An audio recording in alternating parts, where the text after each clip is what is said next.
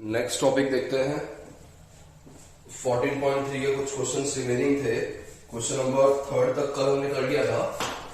Question number 4 and 5 दो question बचे हैं, फिर चैप्टर फिनिश हो जाएगा आपकी एक्सरसाइज। तो क्वेश्चन नंबर 4 क्या देखते हैं पहले अपने। आपसे दिया है डिवाइड एज डायरेक्टेड। आपको फर्स्ट क्वेश्चन दिया है क्वेश्चन नंबर 4 का first part 5 2x plus 1 into 3x plus 5 divide by 2x plus 1। तो आप पहले इसको डिवीजन की फॉर्म में लिख देंगे। 5 2x plus 1 3x plus 5 divide में क्या आ जाएगा 2x plus 1। देखो ये भी 2x plus 1 है, ये भी 2x plus 1 है। दोनों प्रोडक्ट में मतलब एक ही टर्म है, इसलिए मैंने डायरेक्टली कट कर दिया। अगर बीच में प्लस होता तो ये कट नहीं होता, बट प्लस नहीं है प्रोडक्ट में तो आपने कट कर दिया। तो आंसर आ गया 5 इंटू 3x प्लस 5। एक और देखते हैं अपने। इसका थर्ड पार्ट आपको दिया है 52 PQR। सेकेंड आप कर लेंगे। थर्ड पार्ट देखिए इसका 52 PQR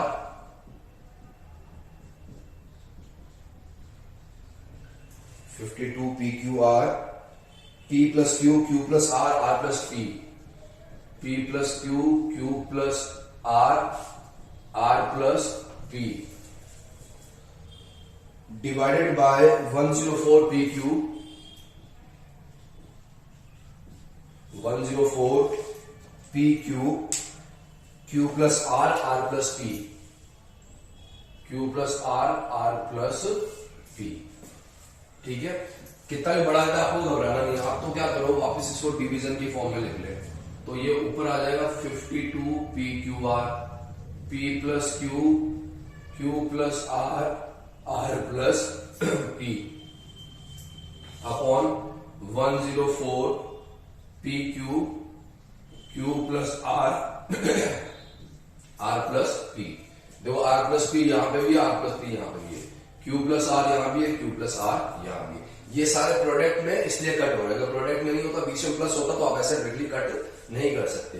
P से P गया, Q से Q गया, 52 से 104 2 टाइम्स। तो आपके पास बच गया P प्लस Q अपॉन 2। ये आ गया आपके पास फाइनल आंसर। आया समझ में?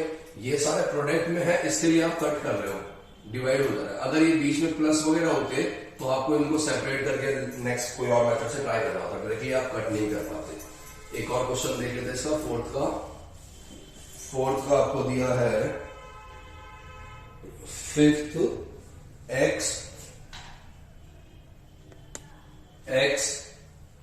x plus 1 x plus 2 x plus 3 x plus 1 x plus 2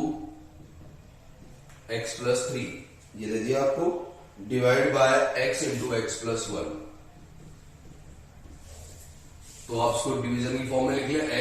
x plus 1 x plus 2 x plus 3 upon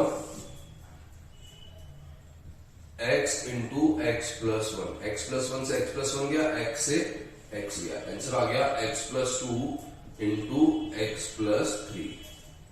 आया समझ में आपको? ये था आपके पास क्वेश्चन नंबर 4। अब एक और क्वेश्चन, लास्ट क्वेश्चन रहा इस एक्सरसाइज का, क्वेश्चन नंबर 5। क्वेश्चन नंबर 5 का फर्स्ट पार्ट देखते हैं अपने।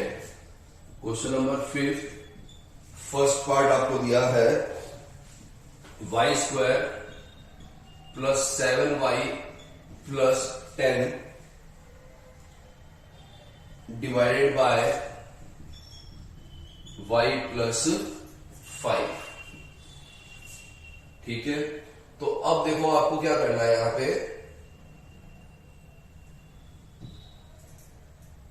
आपके पास यहां पे y प्लस 5, ये है y square plus 7y plus 10। आपने भी पिछले क्वेश्चन में किया था इसको। क्वेश्चन नंबर आपने किया था शायद थर्ड वाला, जिसमें आपने इसको फैक्टर किए थे, आप स्क्वायर बनाते थे। अब यहां आप क्या करोगे, y square plus 7y plus 10 upon y plus 5। अभी तक तो मुझे कुछ कॉमन दिख नहीं रहा, कॉमन दिखता तो मैं कट कर देता। मैं ऊपर फैक्टर बनाने की कोशिश करूंगा। फैक्टर बनाने के लिए आप तो एक क्या कर सकते हो, यहां देखोगे 10 किसी का स्क्वायर है क्या, नहीं है। अगर मैं यहाँ पे 25 कर देता हूं और 25 माइनस करता हूं, तो एक मेथड तो ये है कि सॉरी 15 ऐड और 15 माइनस कर देता हूं। 15 ऐड करूंगा तो ये तो हो जाएगा 25 और यहां आ जाएगा माइनस का 15। एक मेथड तो ये हो गया।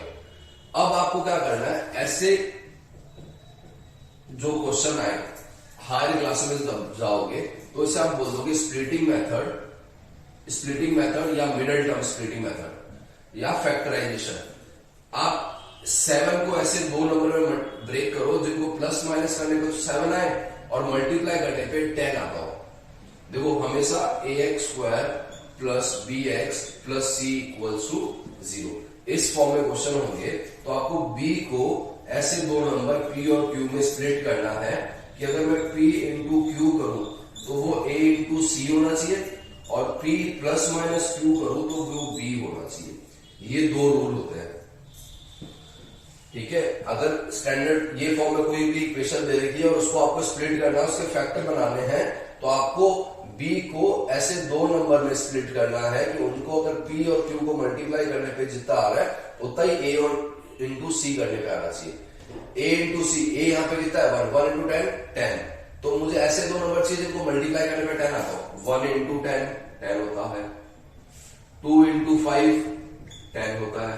अब इन दो में से कोई एक चूज करना है, जो फर्स्ट रूल को दोनों से सेटिस्फाई करना है कि 10 दोनों से 10 आ रहा है। Second rule p plus minus Q करने पे b आना चाहिए। b कितना आपके पास 7 किससे आएगा, इससे तो 7 आ नहीं सकता, ये रहा। तो मैंने इसको क्या कर दिया, y² plus 5y plus 2y plus 10 upon y plus 5। y common ले लूंगा, y प्लस 5 प्लस 2 कॉमन लिया, y प्लस 5। जब भी आप ये फैक्टर सही करोगे ना तो ये चीज सेम बनेगी। अगर ये चीज सेम नहीं बन रही तो आप समझ जाना कि आपने यहाँ पे जो स्प्लिट किया है वो रॉन्ग किया है। अपॉन y प्लस 5, देखो y प्लस 5 यहां भी है, y प्लस 5 यहां भी है, तो आपने y प्लस 5 कॉमन ले लिया। यहां क्या बच जाएगा y, यहां क्या बच जाएगा 2 अपॉन y प्लस 5 गया, y प्लस 5 से y प्लस 5 ये आ गया y प्लस 2 आपका फाइनल आंसर। फिर से देख लो, जब भी आपके इस फॉर्म में कोई भी इक्वेशन दे रखी हो उसे मिडिल टर्म स्प्लिट करना है तो दो रूल्स होते हैं। एक रूल होता है कि आपको ये चेक करना है कि a इंटू सी क्या है, तो आपको b को ऐसे दो नंबर में स्प्लिट करना है कि उनका प्रोडक्ट जो है a इंटू सी के इक्वल है। दूसरा रूल क्या कहता है कि आपको एक और रूल सेटिस्फाई करना है कि p प्लस माइनस क्यू, वो दो नंबर को अगर मैं ऐड करूं या सब्ट्रैक्ट करूं तो वापस मेरे पास क्या आना चाहिए, b आना चाहिए। इस क्वेश्चन में मेरे पास a था 1, b था 7, c था 10, तो a इंटू सी हो रहा था 10। इस क्वेश्चन में a इंटू सी कितना आ रहा है 10 आ रहा है। तो मुझे ऐसे दो नंबर चाहिए जिनको मल्टीप्लाई करने में 10 आता है, तो मैंने कहा 1 इंटू 10 से भी 10 आता है और 2 इंटू 5 से भी 10 आता है। मतलब ये दोनों जो है इस रूल को तो सेटिस्फाई कर रहे हैं, बट इसमें से अब चेक करना है कि इसको कौन करता है। आपके पास b कितना है 7, 10 प्लस 1 करूंगा तो 11 आएगा, 10 माइनस 1 करूंगा तो 9 आएगा। मतलब इससे एक तो 11 मिल सकता है या फिर 9, बट आपको तो 7 चाहिए, तो 7 किससे आएगा 2 और 5 से, वो आपने यहां लगा दिया। एक और देखते हैं इसका, फिफ्थ का।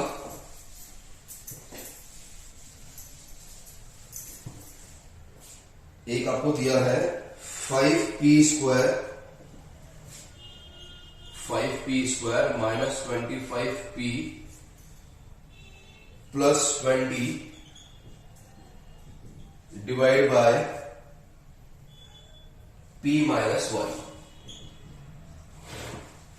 अब ये दे दिया आपको, आप फिर से वही लगाओ। a देखो कितना है यहाँ पे, a है आपके पास 5, b है आपके पास माइनस 25 और c है आपके पास 20।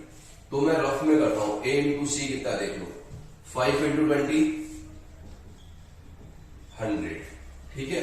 तो अब मैं देखता हूं 100 किससे आएगा, 1 इंटू 100 आता है, 2 इंटू 50 100 आता है, 4 इंटू 25 100 आता है,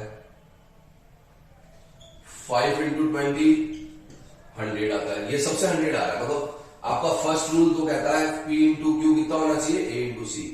ये सारे फर्स्ट रूल को सेटिस्फाई कर रहे हैं। सेकेंड रूल कहता है P plus Q minus Q क्या होना चाहिए, बी। अब बी कितना है, माइनस छोड़ दो आप 25। 25 किससे आ रहा है, ये देखो, इससे तो नहीं आ रहा, इससे भी नहीं आ रहा, इससे भी नहीं आ रहा, बट इससे आ रहा है 25।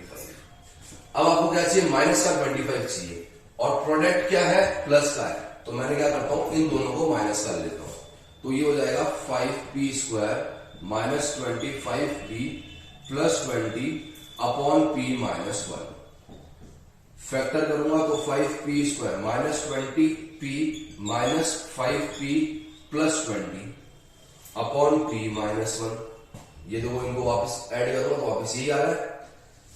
इन दोनों में कॉमन आ रहा है 5p, तो p माइनस 4 माइनस 5 कॉमन लूंगा, p माइनस 4। ये दो सेम बन गया आपके पास, ये सेम बन गया, इसका मतलब आपने क्या किया है, सेम किया है। इसे p माइनस 4 करने आप, तो ये हो गया p माइनस 4 यहां भी, p माइनस 4 यहां भी, तो p माइनस 4 आपके पास कॉमन आ गया। यहां क्या बच गया, 5p, यहां क्या बच गया, माइनस 5, p माइनस 1 ही है, सॉरी, इसे upon p minus 1। p minus 4 यहां से 5 कॉमन आ रहा है, p minus 1 upon p minus 1। p minus 1 से p माइनस 1 गया, ये आ गया 5p माइनस 4। आया समझ में। नई चीज जो आपने सीखने को मिली है यहाँ पे, वो मिली है स्प्लिट करना या फैक्टराइज करना। वैसे ये 10th में काफी काम आएगा, आपके 9th में भी काम आएगा, 8th में बस किसी एक्सरसाइज में देखिए आप। एक और क्वेश्चन देखें आप 5th का। नेक्स्ट आपको दिया है 12xy 9x² minus 16y² divided by 4xy 3x plus 4y। आप फिर से क्या करोगे, डिवीजन की फॉर्म में लिख दोगे 9x² minus 16y² upon 4xy 3x plus 4y। मैंने लास्ट क्लास में आपको बताया था, जब भी माइनस हो और भी दो टर्म्स आए और पावर इवन हो तो एडिट लगती है x plus Y into X minus Y की। तो 12xy, 9 इसका स्क्वायर है 3 का, 3x minus 4y into 3x plus 4y। ये स्टेप समझ में आया कि नहीं।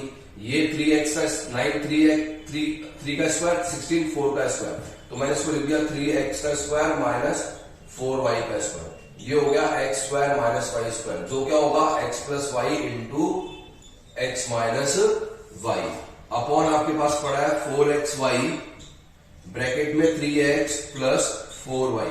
3x प्लस 4y से 3x प्लस 4y गया, x से x गया, y से y गया, ये आ गया 3। तो आंसर आया आपके पास 3 इंटू 3x माइनस 4y। आया समझ में, डाउट कोई।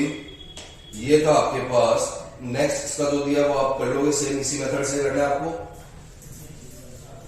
तो ये आपके 14.3 यहां पे कंप्लीट हो गई है।